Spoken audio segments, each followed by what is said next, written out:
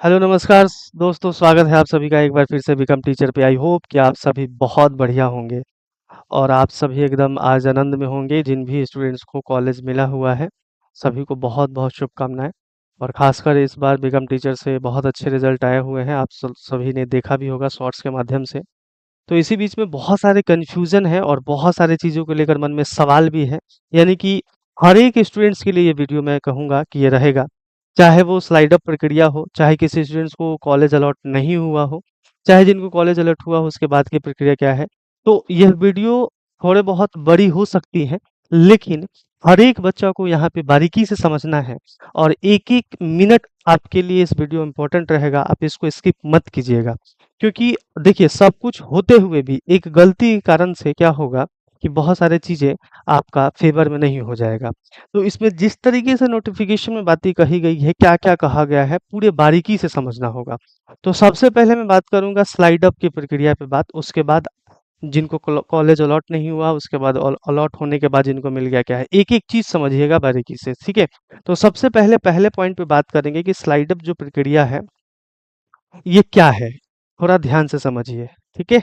और उसके बाद हम लोग बात करेंगे। देखिए, मान लीजिए कि जिनका कॉलेज अलॉट हो गया है, ठीक है?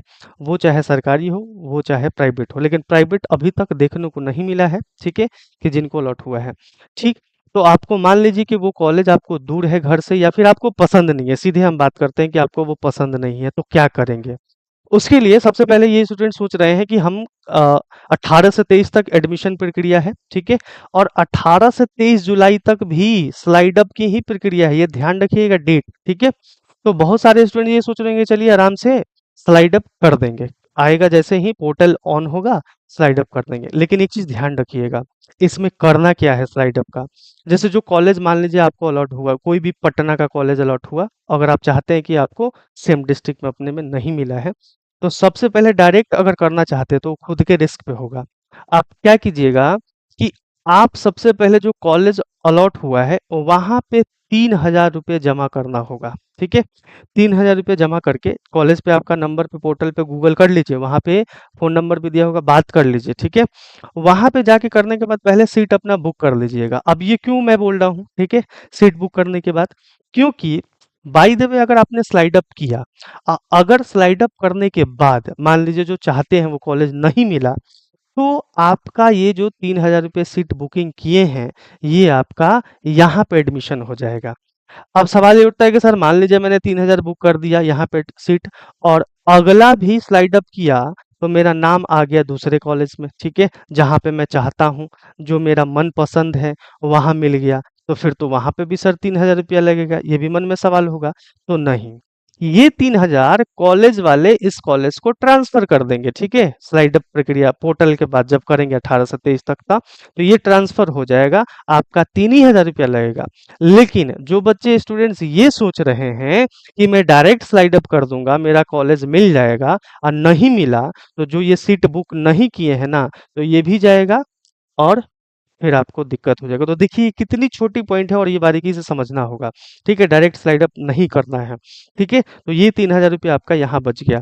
तो आप आई होप कि आप सभी मेरी बात समझ गए होंगे। जिनको समझ में नहीं आया होगा देखिए यहाँ पे मैं दिखाना भी चाहता हूँ। 11 नंबर आपके पास नोटिफिकेशन होगा, तो 11 नंबर और 12 नंबर पॉइंट को थोड़ा बारीकी से पढ़िएगा, तो इसमें साफ-साफ लिखा गया है, ठीक है? ये डेट पहले का है, लेकिन नोटिफिकेशन वही है। बार-बार जो भी नोटिस आता था तो उसमें कहा जाता था कि जो पहले से नोटिस है उसी के अकॉर्डिंग। तो मैं 12 नंबर पॉइंट के पढ़ दे रहा हूँ कि जिन विद्यार्थियों को प्रथम चरण में जो प्रशिक्षण संस्थान आवंटित हुआ है, वे अनिवार्य रूप से 3000 रुपये मात्र सुरक्षा राशि आवंटित संस्थान में जमा कर नामांकन लेना सुनिश्चित करेंगे। तभी उनके पास स्लाइड अप का विकल्प होगा। यह केवल सरकारी एवं गैर सरकारी प्रशिक्षण संस्थान दोनों पर लागू होगा, मतलब प्राइवेट और गवर्नमेंट दोनों के लिए होगा। ठीक है? अगर आप विदाउट 3000 रुपये जमा करते हुए भी स्लाइड अप करेंगे, तो मुझे नहीं लगता है कि मौका वहाँ पे मिलेगा, ठीक है? लेकिन अगर करेंगे रिस्क पे तो आपका ये भी जाएगा। तो मैंने आपको बहुत अच्छे से समझाया कि आप स्लाइड अप तभी कीजिएगा जो पहले बुक कर लीजिएगा जाके वो सीट। तो या तो पहले आप 18 जो से लेकर जो 23 तक डेट है आप सोए मत रहिए, ठीक है? आज 17 तारीख है, कल 18 को ही आप लग जाइए कॉलेज के फेर में। ये नहीं कि आराम से 20 21 22 को। आप जब तक प्रक्रिया जानेंगे नहीं कि क्या प्रोसेस है, तब तक बहुत देरी हो जाएगी, ठीक है? तो आप ये ज़रूर काम कीजिएगा। तो ये जितने भी बच्चे कॉलेज अलॉट हो गया है, तो स्लाइडर प्रक्रिया इसी तरीके से करना है, ठीक है? अब रही बात कि गवर्नमेंट कॉलेज मान लीजिए कि मिल गया है आपको, अब फिर से आप चाहते हैं कि मनपसंद मेरा गवर्नमेंट कॉलेज मिलना चाहिए, तो एक बात रखिएगा कि गवर्नमेंट कॉलेज जो अलॉट हो गया है ना, तो उसमें बहुत ही मिनिमम चांस रहता है, 10% चांसेस रहती है कि दूसरा कॉलेज मिलेगा। ऐसा मैं इसलिए कह रहा हूँ कि कोई भी बच्चा गवर्नमेंट कॉलेज जल्दी फिल होता है ना, तो वो खाली नहीं होता है।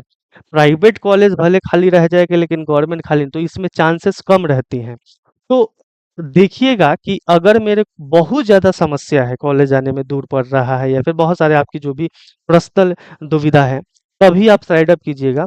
अदरवाइज़ मैनेज कर सकते हैं इसी कॉलेज से, तो आप उसमें एडमिशन ले लीजिएगा, ठीक है? अदरवाइज़ आप चाहते कि नहीं मेरा काम ही नहीं चल पाएगा, मुझे म मनपसंद दूसरा गवर्नमेंट कॉलेज चाहिए ही, तो ये थोड़ा-सा रिस्क उठाना पड़ेगा। हालाँकि ये 10% मैंने दिया है, ये 10% मैंने ऐसे ही बोला है, लेकिन ये ज़रूरी नहीं है कि 10% परसेंटेज बढ़ भी सकता है, कम हो सकता है।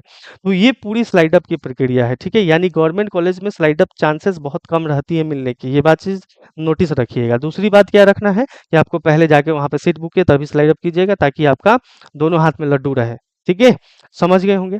तो ये रहा पूरा प्रोसेस स्लाइड अप का। अब बात कर लेते हैं दूसरे पॉइंट पे, ये तो पॉइंट क्लियर हो गया होगा सभी को। दूसरे पॉइंट पे बात करते हैं कि मेरा कॉलेज अलॉट नहीं हुआ है, क्या करें? देखिए, तो 18 से 23 तक जो भी स्लाइड अप की प्रक्रिया चलेगी, उसी बीच में एडमिशन भी चलेगा। 18 से 23 तक का एडमिशन, अभी तो एडमिशन वाले बच्चे के लिए भी बात करेंगे लास्ट में, ठीक है? तो जो बच्चे का अगर हम बात करते हैं कि कॉलेज अलॉट नहीं हुआ है, तो उनको कोई टेंशन लेने की ज़रूरत ही नहीं है। आप क्या कर सकते हैं कि आप सेकंड लिस्ट, ठीक है? सेकंड लिस्ट का इंतज़ार कीजिए, 30 जुलाई तक आने की पूरी संभावना है। आप चाहते हैं कि इसमें कुछ कॉलेज को चेंज कर दें, मान लीजिए अलॉट नहीं हुआ, कुछ चाहते हैं कि बहुत सारे स्टूडेंट्स कमेंट अभी किए हुए हैं, जैसे कि मैम ने अभी वीडियो डाला हुआ है मेरिट लिस्ट में कि 80 पे किसी को मिल गया है गवर्नमेंट कॉलेज, किसी को 87 पे नहीं मिला है, तो ये भी फंडा है, ठीक है? तो इसमें क्या करना है आपको ध्यान से समझिएगा कि आप सभी 24 को जो भी सीट खाली आएगा, डिटेल्स 18 से 23 एडमिशन होने के बाद, तो आप 24 को जो पोर्टल होगा उसमें आप कुछ कॉलेज और डाल दीजिएगा।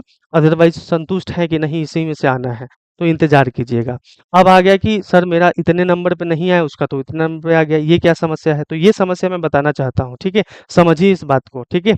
नेगेटिव कमेंट नहीं, देखिए समझिए क्या है कि इसमें क्या हुआ है कि जो कॉलेज अर्बन और रूरल का, इसमें थोड़ा बहुत कॉन्सेप्ट मुझे जहाँ तक लग रहा है कि मान लीजिए कोई कॉलेज है, ठीक है, अच्छा कॉलेज, उसमें 600 बच्चों ने अप्लाई कर दिया है कि मुझे यही कॉलेज चाहिए, 600 स्टूडेंट्स ने, और कोई गवर्नमेंट कॉलेज इसमें 100 सीट है, तो उसमें मान लीजिए कि 200 ही सीट क्या हुआ, बुकिंग हुआ, तो इसका कट ऑफ कम जाएगा, और इसमें ज़्यादा भीड़ है तो इसका कट ऑफ ज़्यादा जाएगा। यही कॉन्सेप्ट इस बार हुआ है, ठीक है?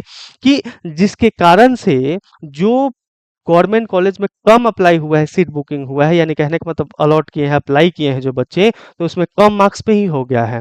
जहाँ ज़्यादा भीड़ है वहीं पे बच्चे ज़्यादा कॉलेज चूज़ कर लिएँगे, इसी कॉलेज, मान लो पटना में कोई कॉलेज है, उसी को हर एक बच्चा ने चूज़ कर लिया, तो ऑब्वियसली बात है कि जिसका ज़्यादा नंबर होगा उसका पहले लेगा। और कहीं पे ज़्यादा कम भीड़ है, तो वहाँ पे क्या हुआ है कि वहाँ कम नंबर पे भी उतना कट ऑफ पे ले लिया, तो यही फंडा इस बार चला है, ठीक है? तो आपको लग रहा है कि सर मेरा इतना ज़्यादा नंबर है तो क्यों नहीं आया, ठीक है? यही चीज़ है। तो आपको घबराना नहीं है, आप सेकंड लिस्ट तक वेट कीजिएगा, आपका नाम ज़रूर आ जाएगा, ठीक है? कोई टेंशन घबराने वाली बात नहीं है। अगर आपके एडिट के मन में सवाल है तो एडिट भी कर लीजिएगा, ठीक है? कॉलेज वगैरह, और या फिर इसमें एक और समस्या है कि कई बच्चे ने पूरा कॉलेज डाला भी नहीं होगा, बहुत कम कॉलेज फिल किए होंगे, इस वजह से भी नाम नहीं आया, ठीक है? तो वो मौका दिया था तो आप पूरा डाल सकते थे, ठीक है? तो ये था दूसरा पॉइंट कि कॉलेज अलॉट नहीं हुआ है, किन आया ही नहीं नाम, तो घबराने की बात नहीं है, सेकेंड लिस्ट जुलाई तक आएगा, उसमें हो जाएगा। अब बात कर लेते हैं तीसरे नंबर, जो इनका कॉलेज अलॉट हो गया है, उसके बाद की प्रक्रिया क्या है, ठीक है? तो इनको क्या करना है, कुछ नहीं, बिंदास अब 18 से 23 तक जो एडमिशन चलेगा, 18 से 23 तक एडमिशन प्रक्रिया स्टार्ट हो गई। अभी तक जो भी बच्चे, अगर आपके भाई बंधु मित्र साथी जो भी उत्सव बैच ज्वाइन करना चाहते हैं डीएलएड 2025 के लिए, तो आप उनको बता सकते हैं कि ये बेस्ट बैच 699 599 लग रहा है, ऑफर प्राइस जो लग रहा है, ठीक है? अगर हम बात करते हैं 599 ऑफर प्राइस है, ये चल रहा है, जिसमें आपको पीवाईक्यू भी मिल जाएगा। इस नंबर पे आप जानकारी लेके प्राप्त कर सकते हैं, और यहाँ पे become teacher application play store से डाउनलोड करके अपनी तैयारी को बेहतरीन कर सकते हैं, बहुत अच्छा रिजल्ट हुआ। अब बात कर लेते हैं 18 से 23 तक जो एडमिशन चल रहा है, उसमें आपको क्या करना है, जितने भी ज़रूरी डॉक्यूमेंट्स हैं वो ले लेंगे, और आप सभी लोग कल ही पहुँच जाइए, ठीक है? अपने कॉलेज पे, और वहाँ पे एडमिशन प्रक्रिया सब कुछ जो भी चीज़ें हैं, आपका डॉक्यूमेंट्स क्या-क्या लग रहा है, ठीक है, सीट बुकिंग, किस तरीके से पेमेंट स्ट्रक्चर है, ठीक है, ड्राफ्ट के माध्यम से, ऑनलाइन के माध्यम से, वो सारी चीज़ें कल से स्टार्ट हो जाएगा। तो डॉक्यूमेंट्स, बहुत सारे स्टूडेंट्स का ये भी सवाल है कि सर डॉक्यूमेंट्स कौन-सा लगेगा? तो ये चीज़ ध्यान रखेंगे कि डॉक्यूमेंट्स, पहला चीज़ जो आज रिजल्ट कार्ड आया है ना, जो आपको कॉलेज अलॉट हुआ है, वो तो रखना ही है, ठीक है? उसका निकलवा लिए होंगे सभी लोग, मुझे पूरी उम्मीद। इंपॉर्टेंट डॉक्यूमेंट्स की बात करते हैं तो आप DElEd marksheet, DElEd admit card होना चाहिए, 10th marksheet, 10th admit card, 12th marksheet, 12th admit card, CLC, caste, domicile, income certificate, ये से जितने भी जाति प्रमाण पत्र है, निवास प्रमाण निर्माण पत्र है या आय प्रमाण पत्र है। कास्ट उनके ईडब्ल्यूएस वाले के लिए अपना ईडब्ल्यूएस ले लेंगे। आधार कार्ड और 5 फोटो, और जो फॉर्म सबमिट प्रिंट है ये भी रख लेंगे। ठीक है। तो अब मैं ये कहना चाहता हूँ कि 18 से 23 तक का आपका एडमिशन का डेट है, तो आप लेट मत कीजिए, 18 को ही पहुंच जाइए कॉलेज में, क्योंकि जो भी चीज़ मान लीजिए अगर किसी कारणवश से, मैं नहीं चाहता हूँ, किसी कारणवश से मान लीजिए कुछ कमी आ गई डॉक्यूमेंट्स में, तो वो आपके पास समय रहेगा ना कि उसका आप सुविधा, आपका उस पर सुविधा ढूंढ सकते हैं। लेकिन मान लीजिए अगर 22-23 को ही पहुंच जाए तो दिक्कत तो होगी।